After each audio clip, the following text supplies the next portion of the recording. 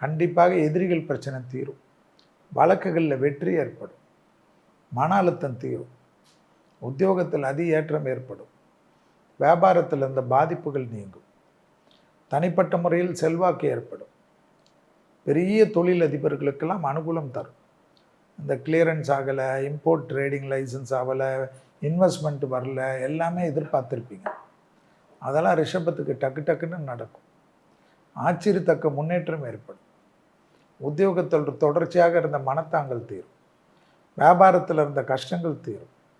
எடுத்த காரியத்தில் ஜெயம் ஏற்படும்.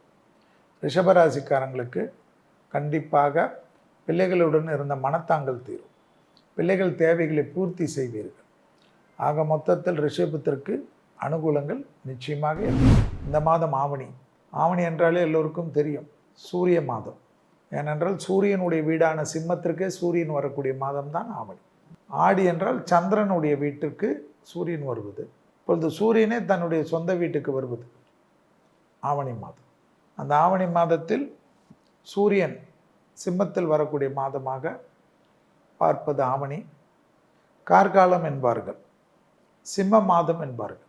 கேரளாவிலெல்லாம் சிம்ம மாதம். சிம்மத்திலே சூரியன் வரணும்.